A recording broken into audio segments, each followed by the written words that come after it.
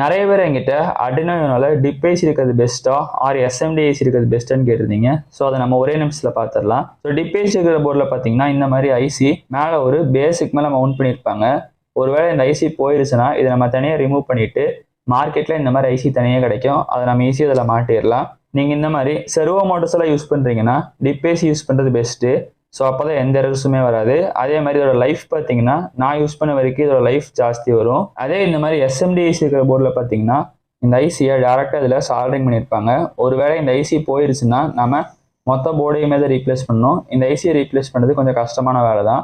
இந்த மாதிரி servo motors use பண்ணும்போது இதில் எனக்கு கொஞ்சம் ஷேக்கிங் வந்திருக்கு. ஸோ அதாவது செர்வோ மோட்டர்ஸ் யூஸ் பண்ணுறீங்கன்னா பெஸ்ட்டு இந்த போர்டு யூஸ் பண்ணுறது. ஸோ இன்னொரு விஷயம் என்னன்னு பார்த்தீங்கன்னா நமக்கு எஸ்எம்டி ஐசியில் இந்த இடத்துல எக்ஸ்ட்ரா போர்ட்ஸ் கொடுத்துருப்பாங்க. அதாவது நீங்கள் இந்த மாதிரி டிஸ்பிளேலாம் யூஸ் பண்ணுறீங்கன்னா நம்ம டேரெக்டாக இதுலேருந்து 4 ஒயர் லைன் எடுத்து டிஸ்பிளே கனெக்ட் பண்ணிடலாம். ஸோ அதே மாதிரி டிப் ஐசி இருக்கிற Arduinoவை நம்ம லேப்டாப்போட கனெக்ட் பண்ணும்போது டிப் ஐசி இருக்கிற Arduino வந்து USB to serial driver use பண்ணும். ஸோ இந்த டிரைவர் பார்த்தீங்கன்னா நீங்கள் Arduino இன்ஸ்டால் பண்ணும்போதே ஆட்டோமேட்டிக்காக இந்த டிரைவர் இன்ஸ்டால் ஆயிரும். அதே நம்ம எஸ்எம்டி ஐசி இருக்கிற Arduinoவை லேப்டாப்போட கனெக்ட் பண்ணும்போது பார்த்தீங்கன்னா USB to சீரியலில் CH340 அப்படின்ற டிரைவரில் இது ஒர்க் ஆகும். ஸோ 2 போர்டு ஒர்க் ஆகாதோ சேம் தான். நீங்கள் பிகினியர்னா டிப் ஐசி போர்டு யூஸ் பண்ணுறது நல்லது. Thank you friends.